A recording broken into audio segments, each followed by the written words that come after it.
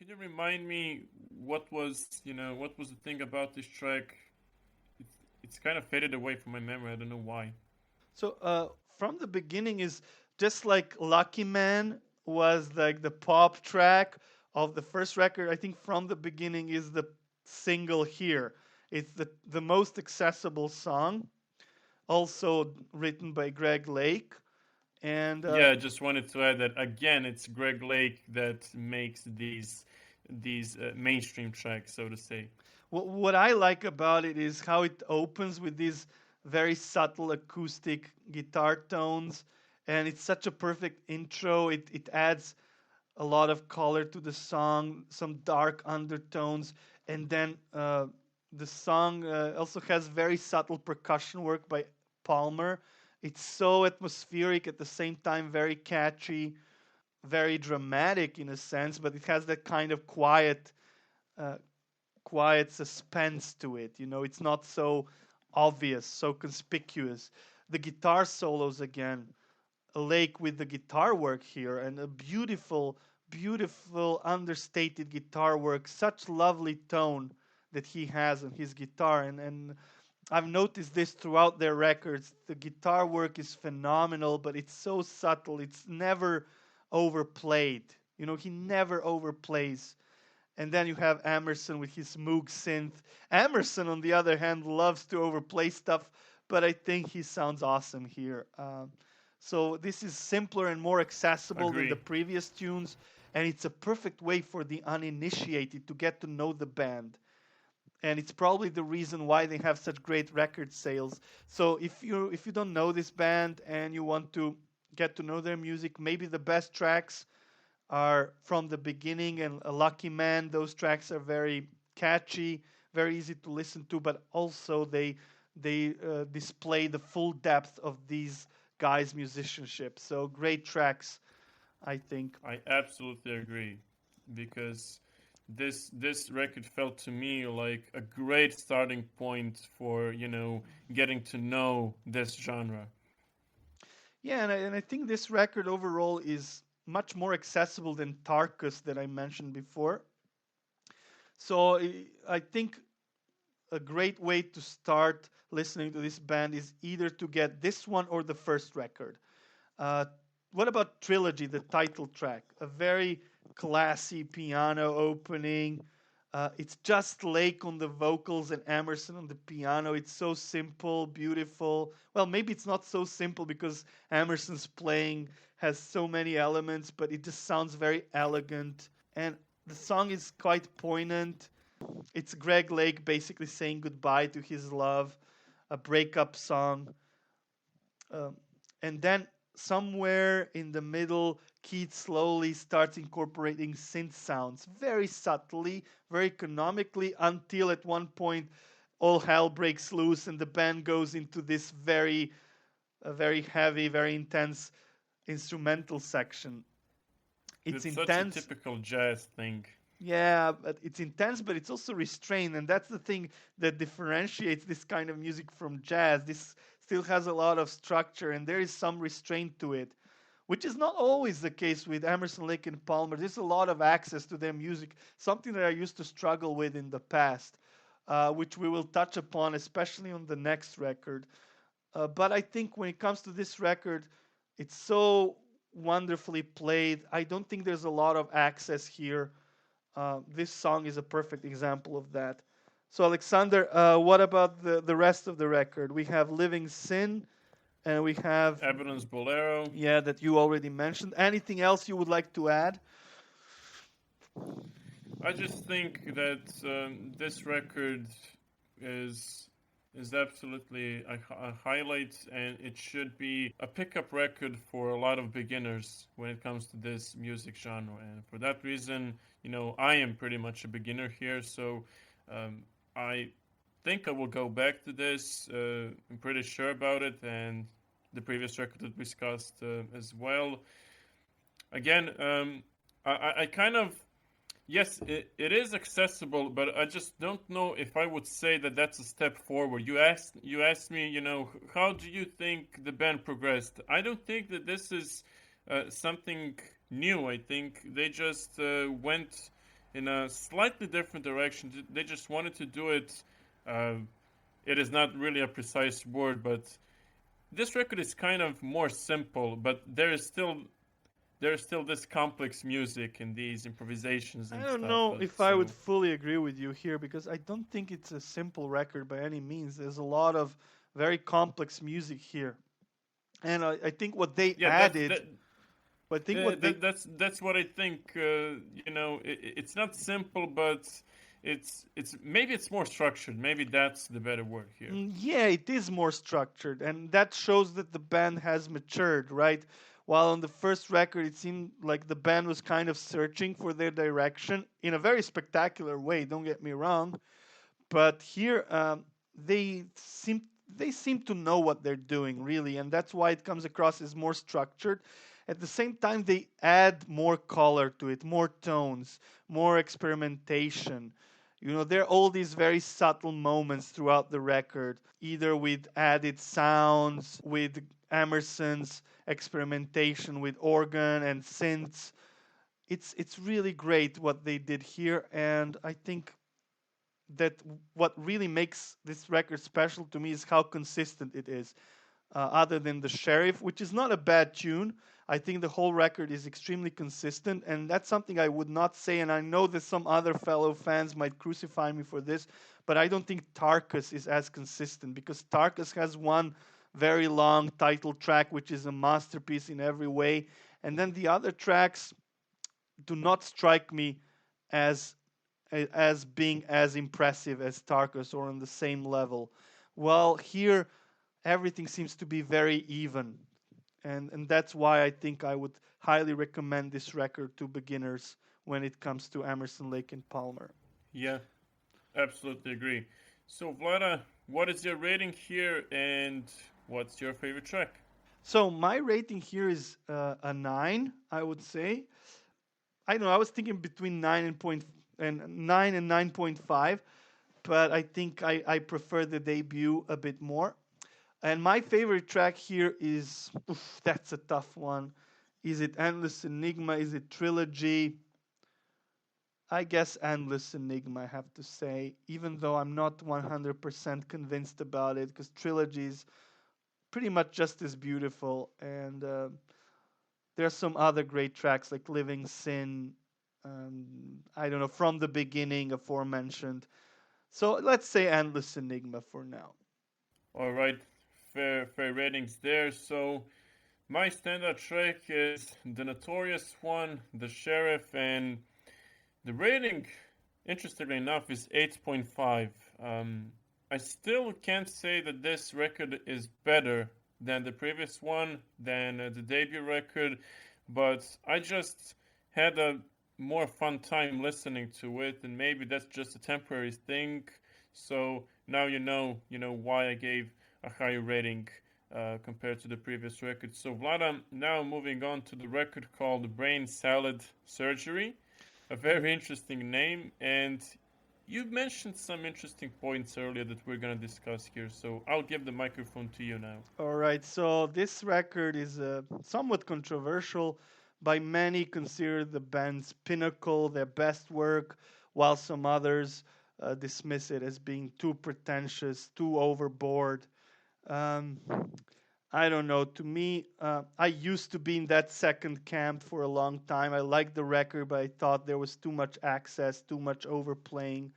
But as I grew older, I started to like this more and more. And now, whenever I listen to it, it sounds very exciting, very fresh. And there's much great to be said about this record. But first, I want to touch upon the name that you mentioned, Brain Salad Surgery. So originally, the band wanted to call the record Whip Some Skull on Ya, which is a euphemism for oral sex. However, they decided, yes, they decided to go with this other phrase, brain salad surgery, which is also a euphemism for oral sex, apparently. Even though I haven't heard it before, it comes from the song called "Right Place, Wrong Time" by the legendary Dr. John, one of the best musicians of all time, if you ask me. And his lyric is, "I've been running, trying to get hang up in my mind. Got to give myself a little talking to this time. Just need a little brain salad surgery. Got to cure this insecurity. So that's the lyrics that inspired the band to take this phrase as I the think our album listeners title. will love this. Yes. So um, another interesting thing is the artwork here. So first, I want to ask you, what did you think about the artwork, the record cover? Yes, when I was listening to the record on Spotify, I just noticed how interesting the album artwork is. So it's a skull. Um, I don't know if this is a specific tool or something. Maybe there's another word for it. But there's a skull, but the skull has a mouth that is human, with the skin, and it's kind of having this kiss posture. So it's I don't know. I don't know how to describe it, but I can say that it's quite intriguing. Yes, the artwork is phenomenal here. I think this is one of the most memorable covers that I've ever seen when it comes to rock music. And I want to ask you one more thing. Have you seen the film? I mean, I know some of the viewers will be disgusted that I even asked you this question, but I don't know. Young people these days, they don't know much about the past. So I need to ask you, have you seen the film? Have you seen the film Alien? uh, no. No, you've never seen Alien, but are you familiar with what I'm talking about? Yes, I am. Yes, I am. But if you want to ask him about a specific scene, there's no chance of me remembering it. So you know that the alien has a very specific design. It looks very dark and very menacing. And it was the same artist who designed the alien and this record cover, none other than the Swiss legend H.R. Giger, a phenomenal artist known for his very dark and bizarre work. And this is one of his great record covers. He did several record covers for a number of different bands, and I think this one is very special, very dark. You see this kind of, it has basically, this artwork consists of two parts. The external cover where you see the skull, and then you have this hole you see inside. There's a lady, and when you open it, you can see the actual face of this lady, and it looks like some kind of dead body. Maybe she's I don't know. It has some kind of ancient Egypt undertones, if you ask me. It looked like she sleeps peacefully, or she might be dead. I don't know, but it's a very dark record cover and a great design. Definitely one of the most memorable record covers of the 70s. So another cool detail here. But now let's talk about music. So starts off. The record starts off with Jerusalem. And Alexander, are you familiar with this tune, Jerusalem? Have you heard it before in a different context? I think. Oh, it was a band that we discussed, in one of our previous episodes. That's the association that I got, but I think we had a band. Yeah, Spirit. I think Spirit had some Jewish references. So is that kind of connected? Not quite, but I ask you because, okay, we are not originally from an English speaking world, so maybe people from outside the English speaking world would not get what this song is. But this is an old English hymn, right? A very beautiful, somewhat, not somewhat, but very religious song, right? Many people thought that this song should be England's national anthem because, as you know, the UK has the anthem "God Save the Queen," and the English also play "God Save the Queen" at their games, their football games. But there were some thoughts at one point that they should play Jerusalem instead. And so this song is very important in the British culture, music culture particularly, but also in British literature, because the lyrics were written back then. They were not lyrics; it was a poem written by William Blake, a fantastic British poet who was very misunderstood during his life. but wrote phenomenal poems, very progressive for the time, very experimental. And Jerusalem is one of his most memorable, also most accessible poems, I would say, that was embraced by the Brits, by the English public, and was performed as a church hymn many times. So this is a very interesting rendition of that. At the time, it was so controversial because this song meant so much to the English people that the BBC actually banned the track. They didn't like this interpretation. They thought it was too far out. They might have even perceived it as a mockery. But Alexander, what did you think about this song? On the other hand, I thought it was a grand track and a great opener for a kind of controversial record. I will agree with your assumption there. It is controversial, but there's no question about the opening track here. It's so grand. It's kind of dark in a way. So I wouldn't consider it a mockery if you ask me. It's a great Of course not, version. but it just shows you what the attitudes of the time were towards rock music, especially by older people who probably held this song in very high esteem as a church hymn. So when they heard somebody doing this kind of very electrifying rendition, which I find absolutely beautiful, absolutely exquisite, especially the organ. There's this church organ sound. Again, the band sounds so perfect together. Everything falls into its place. A great opening track, a beautiful version of Jerusalem, beautiful lyrics by William Blake, of course, very memorable as a beginning. And then afterwards, we have Toccata, another cover of a classical piece by the Argentinian composer Alberto Ginestra. So Ginestera, I think, sorry. Alberto Ginestera. So, what did you think about this piece, Toccata? How did that sound? How did that compare to these other classical pieces that we heard on the previous records? This is actually the part where the controversy started for me. It was clearly different from what I had heard previously from this band. It kind of sticks out, and I can't say that I liked it because it sounded, as I said, different and not really accessible. I looked it up later on and saw that it was a cover of a classical song, so maybe that's one of the reasons. But Toccata is something that sticks out, but I wouldn't say in a positive way if you take my taste into this account. And then after Toccata, you have two songs, two very short songs that I think were used for the same reason as the Sheriff on the previous record. Still You Turn Me On and Benny the Brownson sounded totally different. It sounded like a completely different record in my ears. So yeah, Toccata is where it all started, Vlada.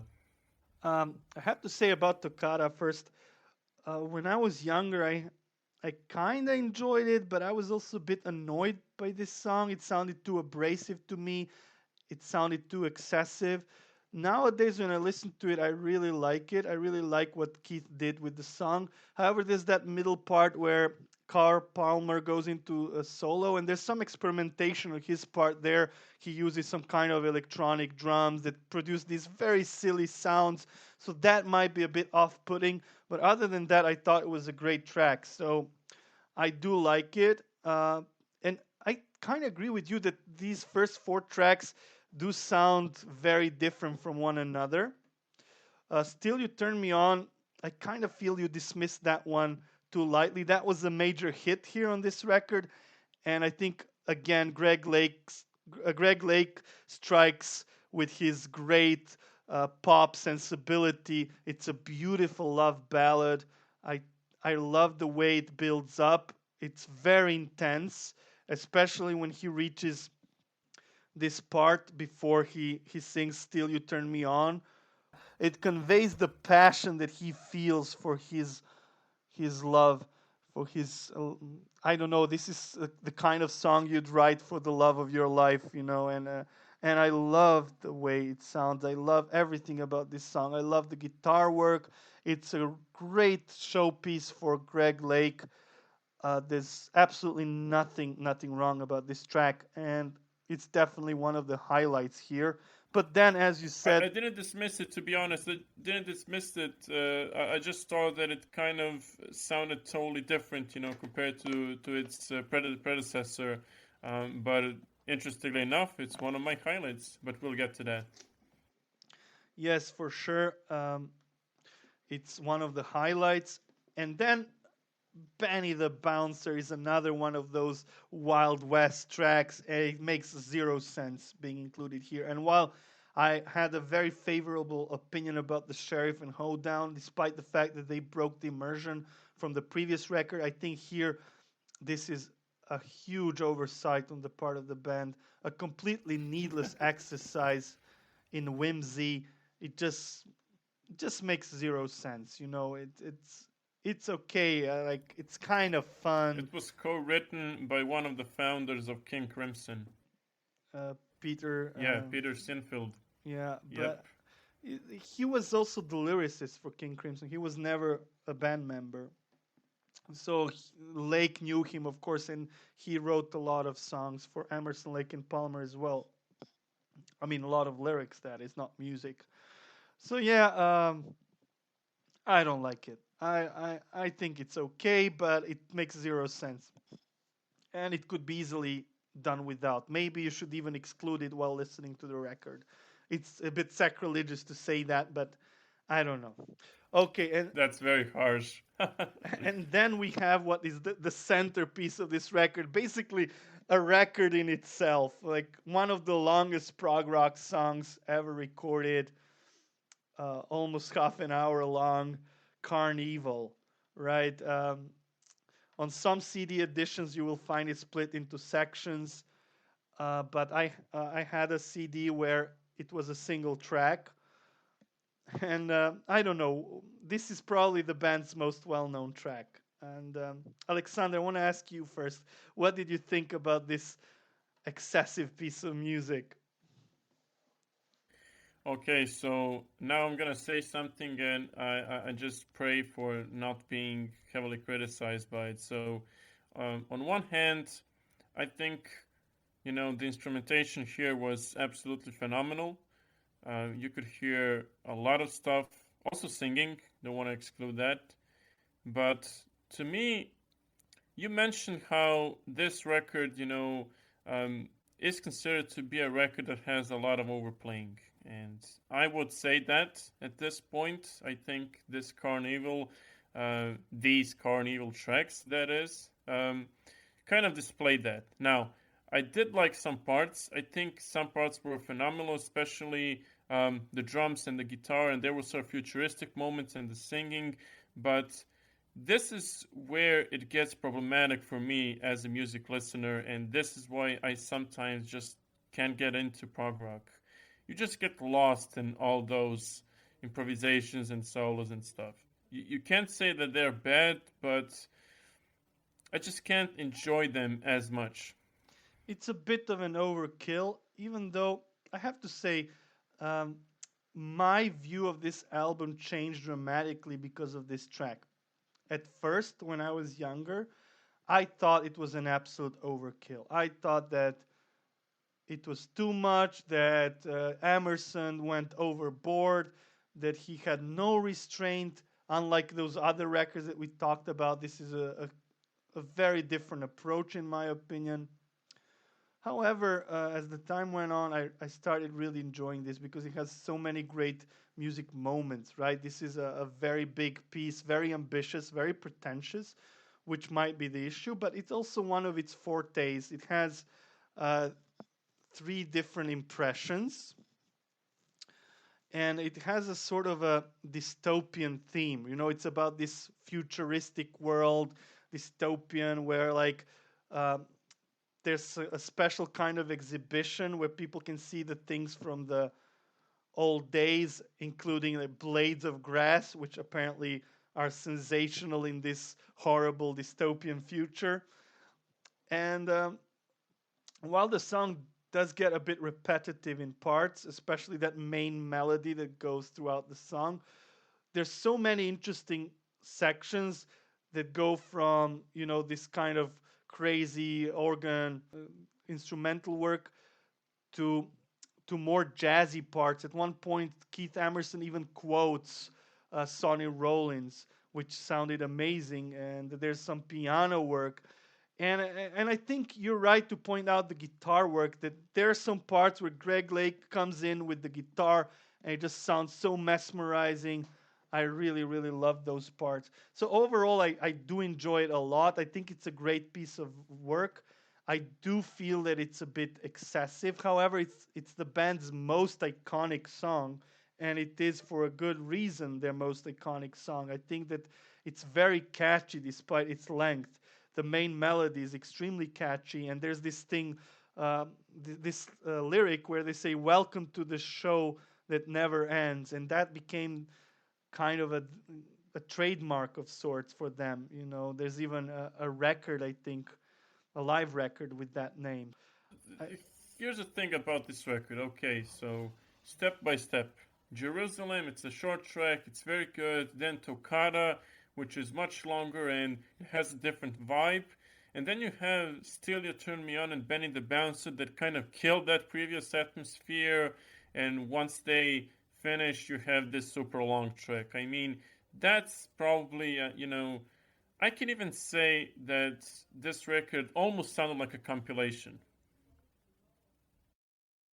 I kind of agree with you. I think that Carnival in itself is like a record. Like you could listen to it as a separate piece from these other songs. I still like the record a lot. I don't think it has a lot of weaknesses. I think the main problem is Benny the Bouncer, but you can easily skip over that. That's only like 3 minutes or something like that. Uh, 2 minutes, Carnival, I yeah. think, is a great track, but that's the track that makes or breaks the record. It's whether you like Carnival or not that will determine how you view this record. Because everything else, I think, is pretty much in line with what the band did before. Jerusalem is beautiful. So is Still You Turn Me On. So yeah, Carnival is the one track that really, really makes people so polarized about it. I'm sure of it. I don't know what else to add other than that Carnival has to be experienced. You can't really describe it so easily. It's a long piece with three impressions, a lot of different musical ideas. Um, there is a bit of whimsy to it as well, a bit of tongue in cheek kind of approach that only the English seem to be capable of in their music. And I like that the band likes to incorporate whimsy, that they don't take themselves that seriously. However, it does backfire sometimes. That we saw that with Benny the Bouncer. Any final words, Alexander? I want to use one of your favorite phrases. It needs time to sink in. I think that's my final word about this record. For sure, and it took me years for this to fully sink in. And I always liked Jerusalem and Still You Turn Me On, but I did have a lot of problems with the rest of the record. Nowadays, I really admire this record. I enjoyed it immensely when I listened to it, but perhaps it was my familiarity with it that makes it easier for me to enjoy it now. Maybe it takes some time for some listeners, maybe it does not. This was a hugely popular record at its time. So it really depends on the listener at the end of the day. So without any further ado, let's go to the ratings. Alexander, what do you think? Okay, I'm now gonna shock the whole world and probably some of our listeners. They will probably stop listening to this show after my rating. I will probably get some stick from my friend Vlada. So my rating is a 7 out of 10, and the favorite track is Still You Turn Me On. All right. Okay, I understand that because for a long time I didn't think that highly of this record. However, here I'll give it a 9. I really like it a lot. I think it's a phenomenal record in many ways. Carnival is a masterpiece in its own right, despite all the access that follows it. But I would not advise the beginners, the uninitiated, to start listening to the band with this record. I think it might put them off. I feel that Trilogy or the first record or even Tarkus are much better. So take a listen to those records. If you like them, you will probably enjoy Brain Salad Surgery, but be aware of the fact that this record is kind of mired in excess. And I think this is what gave prog rock a bad name, and this is why all those punkers came and started dissing prog rock while simultaneously secretly listening to all these records at home. You know, if you checked Johnny Rotten's record collection, I bet you'd find quite a few Pink Floyd, Emerson, Lake and Palmer, and Yes records there. What do you think, Alexander? Well, I'm a fan of punk music and post punk and all of that stuff, and I don't listen secretly to this stuff, but I have to say that some of these records really, really made me think again, and I enjoyed them, and I think I will go back to them and just see if there are some traces of prog rock in my musical taste. So, Vlad, I would like to thank you for picking this band today and shedding some light on the prog rock genre, because we haven't really discussed a lot on the show this kind of music. So it was definitely important and exciting. I'm sure we will attract more fans. And the irony is that prog rock is known for these overblown and long pieces, and this is one of our longest episodes, I think, as well, because it takes a lot of time to talk about this music, given all the elements that are involved.